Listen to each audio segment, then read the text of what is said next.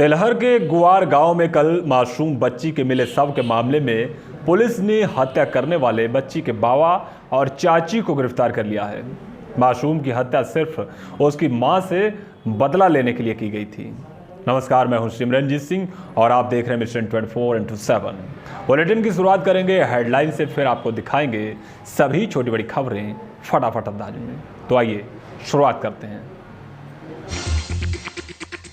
राजकीय medical college की निर्माणाधीन बिल्डिंग में मिला अधेड़ का शव मिलने से मची अफरा तफरी। पुलिस ने शव को कब्जे में लेकर मोर्चरी में रखवाया, नहीं हो सकी शव की पहचान।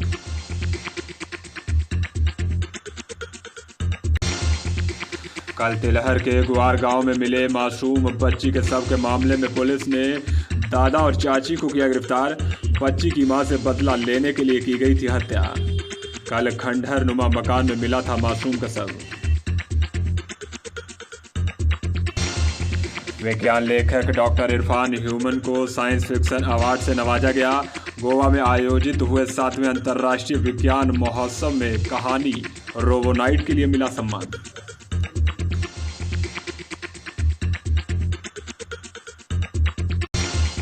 निगोही के पिपरिया गांव में प्रधानमंत्री गरीब कल्याण अन्न योजना के तहत लाभार्थियों को वितरित किया गया राशन। निगोही से पूर्व ब्लॉक प्रमुख मनोज वर्मा ने अपने हाथों से लाभार्थियों को सौंपा राशन।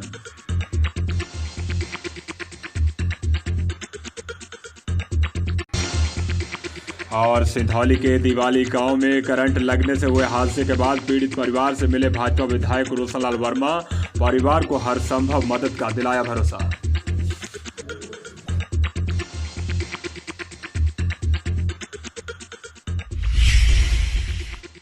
बसपा के राष्ट्रीय महासचिव सतीश चंद्र मिश्रा कल पुआया पहुंचेंगे। यहां वो एक विशाल जनसभा को संबोधित करेंगे। सतीश चंद्र मिश्रा पुआया के रामलीला मैदान में कल 12 बजे पहुंचेंगे। यहां एक जनसभा का आयोजन होगा। राजनीतिक जानकारों की माने तो प्रधानमंत्री नरेंद्र मोदी के 18 दिसंबर को होने वाले कार्यक्रम से पहले बसपा भी अपनी ताकत का प्रदर्शन करने जा रही है। चौकोतवाली क्षेत्र के राजकीय मेडिकल कॉलेज की निर्माणाधीन बिल्डिंग में एक अधेड़ का शव मिला है। शव निर्माणाधीन बिल्डिंग की लिफ्ट में पड़ा मिला।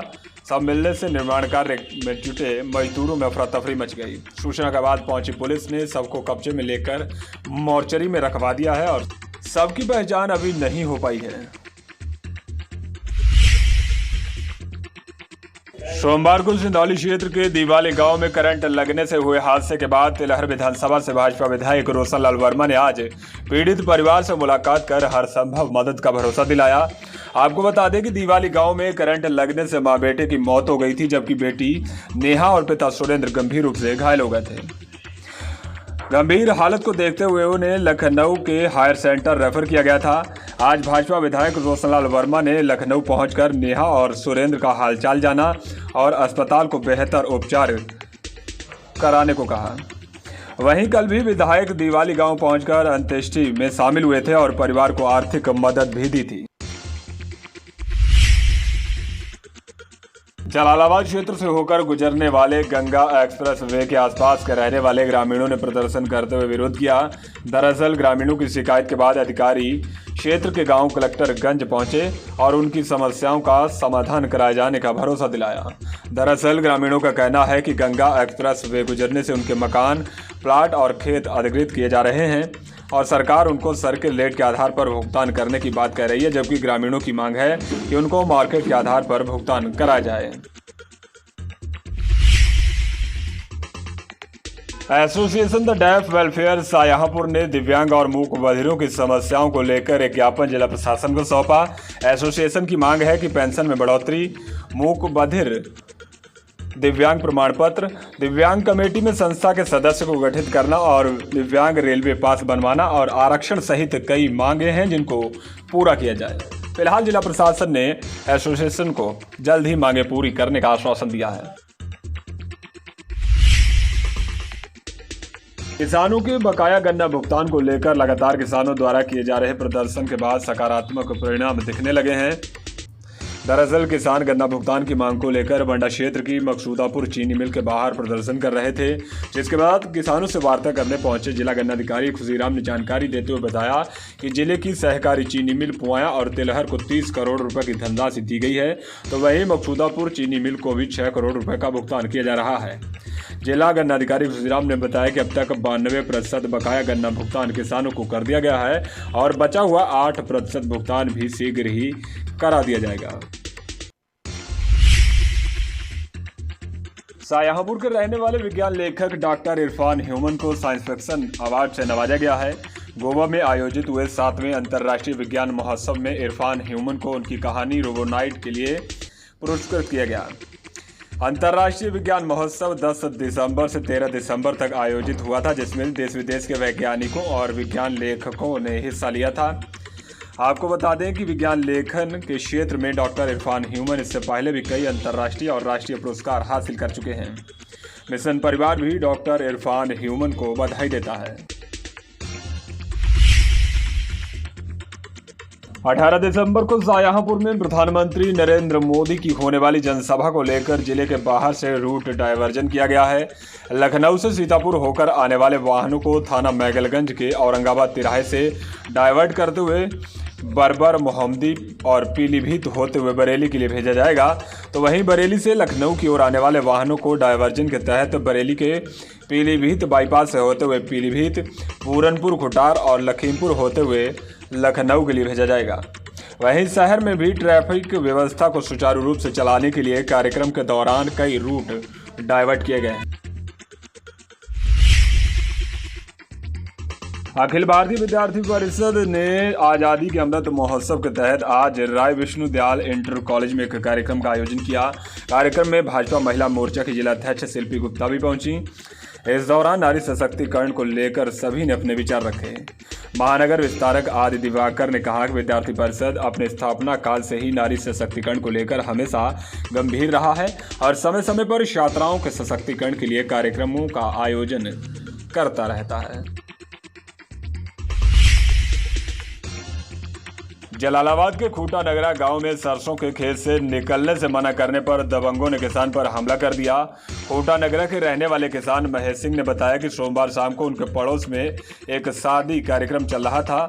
उसी दौरान गांव के ही दबंग सरसों के खेत से निकलकर फसल को नष्ट कर रहे थे और मना करने पर आरोपी हमलावर हो गए। इस दौरान दबंगों ने लाठी डंडों से हमला कर दिया और दांत से कान को चबा डाला। वहीं इस दौरान बीच बचाव करने आए महेश के पुत्र ब्रजेश को भी घायल कर दिया गया। फिलहाल पीड़ित ने पुलिस को तहरीर देकर कार्रवाई की गुहार लगाई है। तेलहर क्षेत्र के गुआर गांव में कल खंडहर मकान में मिले मासूम बच्ची के शव के मामले में पुलिस ने बच्ची प्रज्ञा के दादा मुनेंद्र और चाची तेजबच्ची को गिरफ्तार किया है। आपको बता दें कि धीर सिंह की 2 वर्षीय बच्ची प्रज्ञा 29 नवंबर 2021 को घर के बाहर खेलते समय अचानक लापता हो गई थी, जिसका कल गुआर गांव के खंडहर मकान में शव मिला। बच्चे के पिता ने परिवार के ही लोगों पर हत्या का शक जताया था। पुलिस ने छानबीन करते हुए बच्ची के दादा मुनेंद्र और चाची तेजवती को गिरफ्तार कर अब जेल भेज दिया है। शिवसेना की शाहजहांपुर इकाई ने तमाम मांगों को लेकर एक ज्ञापन जिला प्रशासन को सौंपा। शिवसेना ने खेतों के किनारे किसानों द्वारा लगाए जा रहे ब्लेड वाले तार हटवाए जाने की मांग की है। शिवसेना का कहना है कि ब्लेड वाले तार पूर्ण तरीके से प्रतिबंधित होने के बावजूद भी किसान जंगली जानवरों से फसलों को बचाने के लिए इनका इस्तेमाल करते हैं। वहीं तार से कटकर कई गौवंश घायल हो रहे हैं। शिवसेना ने जलालाबाद क्षेत्र के गांव में कच्ची शराब निकासी की भी शिकायत की है। शिवसेना का कहना है कि कच्ची शराब तैयार कर आसपास के गांव में बेची जाती है, जिससे अपराध बढ़ रहे हैं और गांव में अशांति फैल रही है। कलान पुलिस ने अलग अलग मामलों में 5 अभियुक्तों को गिरफ्तार किया है। पुलिस ने एक तमंचा और कारतूस के साथ वेदपाल को गिरफ्तार किया। वहीं नाजायज चाकू के साथ नन्हे कश्यप को गिरफ्तार किया। 10 लीटर कच्ची शराब के साथ खनपुरा के रहने वाले विश्राम को भी गिरफ्तार किया, जबकि 2 वारंटियों को पुलिस ने गिरफ्तार कर जेल भेजा है। वारंटी श्याम मोहन और जदवीर लंबे समय से न्यायालय में उपस्थित नहीं हो रहे थे, जिनके खिलाफ पुलिस ने गिरफ्तारी की कार्रवाई की है। आज हिंदू युवा वाहिनी ने प्रधानमंत्री नरेंद्र मोदी के 18 दिसंबर को शाहजहांपुर आगमन के कार्यक्रम को सफल बनाने के लिए तिलहर में समीक्षा बैठक की। बैठक का आयोजन सावित्री देवी धर्मशाला में हुआ। इस दौरान सभी कार्यकर्ताओं को निर्देश दिए गए कि ज़्यादा से ज़्यादा लोगों को प्रधानमंत्री के कार्यक्रम के बारे में जानकारी दें, जिससे ज़्यादा से ज़्यादा लोग कार्यक्रम में शामिल हो सकें। आज निगोही क्षेत्र के पिपरिया गांव में प्रधानमंत्री गरीब कल्याण योजना के तहत लाभार्थियों को 5 किलो गेहूं, चावल, 1 किलो दाल और 1 लीटर खाद्य तेल और नमक का वितरण किया गया। वहीं अंत्योदय कार्ड धारकों को 35 किलो गेहूं चावल के साथ दाल, खाद्य तेल और नमक का वितरण हुआ। इस दौरान निगोही से पूर्व ब्लॉक प्रमुख मनोज कुमार वर्मा ने अपने हाथों से सभी लाभार्थियों को राशन वितरण किया। सपा नेता गुफरान ने आज दर्जनों कार्यकर्ताओं के साथ नगर विधानसभा क्षेत्र के कई गांवों में साइकिल चलाकर लोगों को पार्टी की नीतियों के बारे में बताया। गुफरान ने सपा कार्यकर्ताओं के साथ नई बस्ती, बोरखेड़ा और गुसगमा में जनसंपर्क किया और पार्टी की नीतियों के बारे में बताया।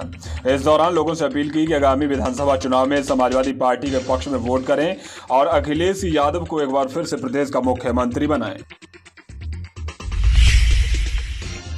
शाहजहांपुर पुलिस ने अलग अलग थाना क्षेत्रों से कार्रवाई करते हुए 27 अभियुक्तों को गिरफ्तार किया है। पुलिस ने अभियुक्तों के पास से कई तमंचे, कारतूस और कच्ची शराब बरामद की है। वहीं पुलिस ने जुआ खेलने वाले जुआरियों के पास से नकदी भी बरामद की है। सरदार पटेल हिंदू इंटर कॉलेज में लौह पुरुष सरदार वल्लभ भाई पटेल की 72वीं पुण्यतिथि के मौके पर एक गोष्ठी का आयोजन हुआ। गोष्ठी को संबोधित करते हुए प्रधानाचार्य महेश चंद्र भास्कर ने कहा कि पहले गृह मंत्री के रूप में सरदार वल्लभ भाई पटेल ने रियासतों के भारतीय संघ में एकीकरण में महत्वपूर्ण भूमिका निभाई थी। 565 देशी रियासतों के एकीकरण में अपनी बौद्धिक क्षमता का प्रयोग किया था। कांट पुलिस ने 200 ग्राम चरस के साथ 2 तस्करों को गिरफ्तार किया है। बरामद की गई चरस की कीमत अंतर्राष्ट्रीय बाजार में करीब 40 लाख रुपए बताई जा रही है। थाना निगोही के मोहल्ला बजरिया के रहने वाले तस्कर मोहम्मद नाजिम और नीलेश ने बताया कि आसपास के क्षेत्रों से सस्ते दामों पर चरस खरीदकर कई जिलों में सप्लाई करने का काम करते थे। वहीं आज भी गड़िया रंगीन से चरस लेकर निगोही जा रहे थे। फिलहाल पुलिस ने तस्करों को गिरफ्तार कर अब जेल भेज दिया है।